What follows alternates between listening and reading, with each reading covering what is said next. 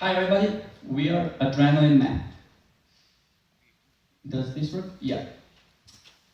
We are crazy about extreme sports. We live and we breathe longboards. We even founded a Serbian longboard community. By being part of this community, we've identified several problems, and we actually ran into a few of them when we arrived here yesterday. Where can we find locations? Sorry, can you hear me? Yeah. Where can we find locations to ride, and how safe those routes are? We're not the only ones with these problems. Actually, there is more than 3 million longboarders on the market, and the whole industry is making almost $2 billion per year, and these numbers are rapidly growing. Since luckily we are also software developers, we came up with a solution, a longboard map. Our users can view, find, record, and share routes around the globe completely free. Our modern recommendation engine suggests our users which route they should ride next based on their riding history and preferences. For every route, we display detailed information like track speed, difficulty, road quality, and traffic intensity. And to keep our users engaged, we offer a real-world gaming mode where users can compete against each other. We have launched our Android app in February this year, and right now we have more than 400 routes around the globe, and more importantly, the users are getting back to us with some impressive feedback.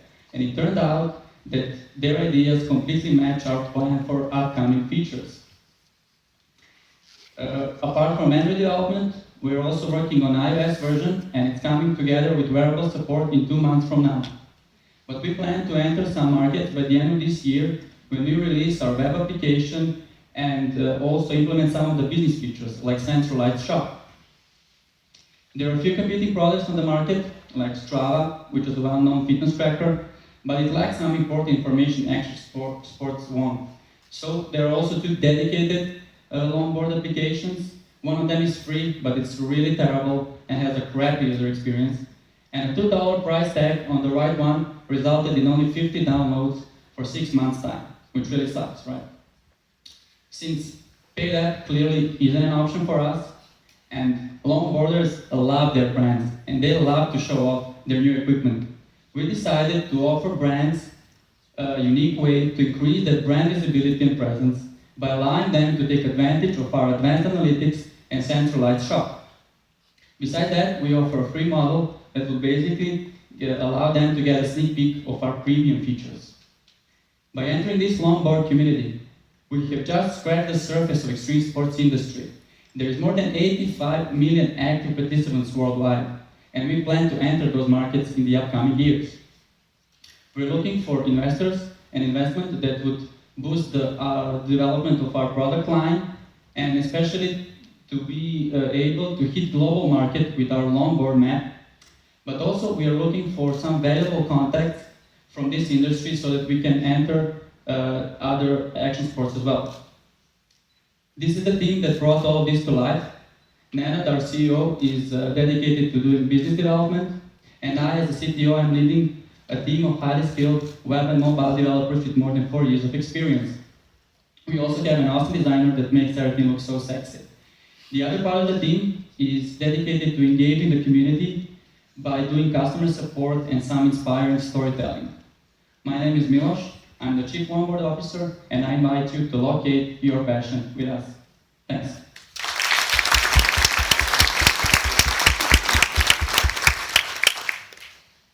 Thank you, Miloš. Sorry, can you just play a video for us?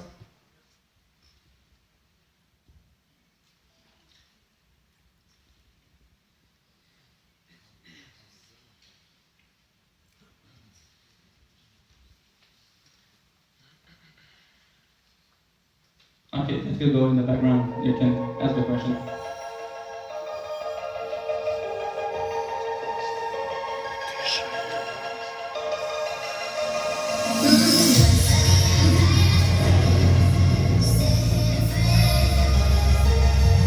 The volume, please, for the Q&A. Just music. Yeah, so you remember we chatted like 2 weeks ago, right? Yeah, So yeah. I think you pretty much know what my feedback's going to be. There's a good presentation. text, beautiful. Like the niche idea that you're actually going after. The concern, the issue I have is just, we chatted about sort of the shop's business model. That model just fucking sucks, right? And so I would really think about aligning your revenue model closer to, like, we mentioned like the gaming, right? Like talking about the competitions and actually sort of align your revenue model around that. But it's an interesting idea, and then, otherwise I think it's interesting. You have 4,000 users? Yeah, 4,000 downloads. 4,000 downloads and 400 routes. Yeah. So 10% of the people that download create a route? Yeah. On average, roughly. You said there's a free app that sucks. Exactly. How many users do they have? They have around, I think, 8,000 users right now. Okay, and how much longer have they been around with you, or have they launched with you? They are, I think, more than over a year. Okay. All right, so... And they have 3.6 average rating on Google Play Store, and it's really terrible. And it also misses like important features like route recording, sharing, etc. Yeah, there might be shit, right?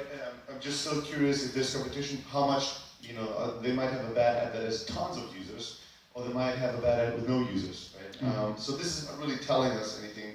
Out of those that create routes, like what's the active, so $4,000, how many active users do you have? So we have 25% active users. That's roughly 1,000 users. Okay. That are coming back to our app every day. Is that good? Is that bad? Are you happy with that number? Yeah, basically we are happy for now. Sure. Okay. Because we we released our app in February, and actually you cannot ride a longboard during the winter. So we're expecting that number to grow really fast. Okay. Yeah, I mean, I agree, definitely agree with Marvin in terms of business model.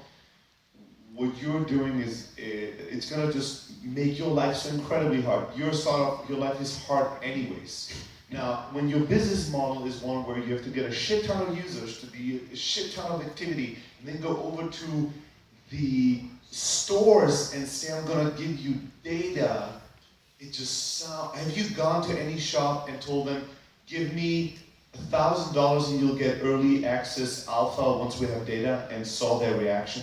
Yeah, we actually approached a few shops in the Balkan region in Bulgaria, and we actually are now doing communication with one huge brand for us.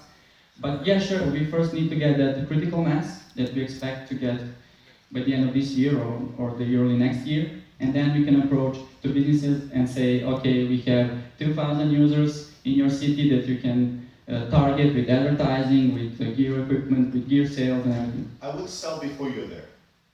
Go to one of these people, and instead of telling them, do you like our idea? You tell them, we have 10 early access seats. We're already talking to 50 businesses. If you put down a fully refundable deposit of, enter any random number, I don't care, $1, $1 million, whatever it is, something. If you put that down, you'll be the first to get access, and you'll have a lifetime discount or blah or something. The point is not to get the money, the point is to get real feedback. Because if they all flinch and go, no, I don't really want to pay money, and then you don't have to daydream for the next 12 months that that's going to be your business model. You can learn that today and find a new business model. If they all go, yes, here's my money, then we are wrong, and then that should be, then that you can add that to your slide deck and go, we haven't launched yet, and we have 10 stores that gave us money because they want early access to it. Yeah, completely agree. That's why we offer a free model for now, so users can see, okay, right now my page visited like 100 users. You're missing the point, actually. It's not about getting more users, or it's actually about getting somebody to put money down, which is the shops. You're trying to validate whether people will pay money for this. Because the main reason we're suggesting this is so you don't waste your time, and you're not wasting your time on a fantasy or delusion, right? Like, because if somebody's going to give you money, you're like, okay, great, this is a signal that we should go and build up toward that. But if they say no, then you're like, all right, maybe we need to rethink our model, and then actually find maybe a better model so you don't waste time. That's the reason we're suggesting this. Yeah. Also, with all that being said, remember I thought Airbnb and Dropbox are stupid. So, just take that with a grain of salt. I love the idea. The app looks beautiful. It seems like you guys know how to design things to make them look fancy, right? All that is cool. But when it comes to the business model, it sounds very, very hard to make a reality. So I would test that much faster just to save your time. Okay, thanks. Okay, so So that's it. Thank you, Miloš. Thank you. Thank you. And thanks